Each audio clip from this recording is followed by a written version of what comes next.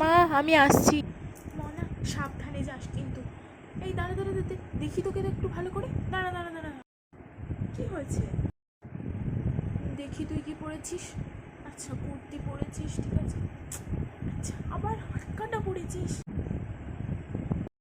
তার উপর তোর এই নাইট সেট। এই তুই তাড়াতাড়ি এই কোম্পানিটা চেঞ্জ করার ব্যবস্থা কর তো। তার উপর আবার একটা এক্সট্রা চাপ নাইট সেট। আর নাইট সেট মোটেও নিবি না। দেখ দেখ চেঞ্জ করতে পারিস নাকি দেখ দেখি। বড্ড টেনশন হয় আমার। তোকে ক্যারাটে বা অন্য কিছু এসবে একটু ভর্তি করতে হবে। আর তোকে না সঙ্গে করে অল্প পেপারস দিয়ে দেবো, এইসবই করতে হবে। তাছাড়া তো উপায় নেই। বড্ড টেনশন হয় তুই বেরোলে, আমার বড্ড ভয় লাগে জানি। আচ্ছা মা, তোমার কি মনে হয় আমি যদি হাতকাটা কুর্তির বদলে ফুল স্লিভস কুর্তি পরি তাহলে আমি সেফ?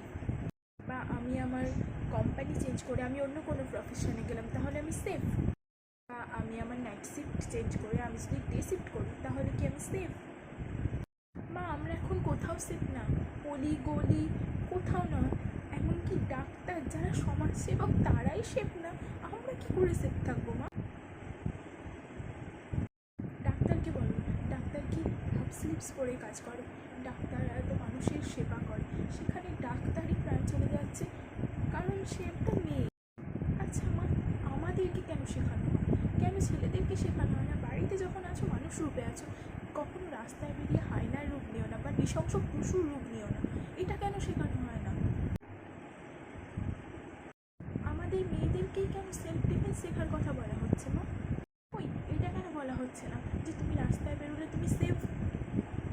ওই কেন কোনো ছেলেকে বলা হচ্ছে না যখন রাস্তায় বেরোচ্ছ কোনো মেয়ে বিপদে পড়লে তার পাশে এসে দাঁড়াও, কখনো তার সুযোগের সুবিধা নিও না? না মা, এইভাবে আমরা আমাদের পাল্টালেই হবে না, সমাজের দৃষ্টিভঙ্গি পাল্টাতে হবে। আর হাজার চেষ্টা করলেও সেটা কবে হবে জানি না। যাকে আমি বেরোচ্ছি, আর প্রার্থনা করো আমি যেন আমার প্রাণ হাতে করে বাড়ি ফিরতে পারি, কারণ এই সমাজ বড় নিষ্ঠুর হয়ে গেছে। আসছে মা। আচ্ছা সাবধানে যাস মা। দুর্গা দুর্গা, ভগবান আমার মেয়েকে লক্ষ্মী ঠাকুর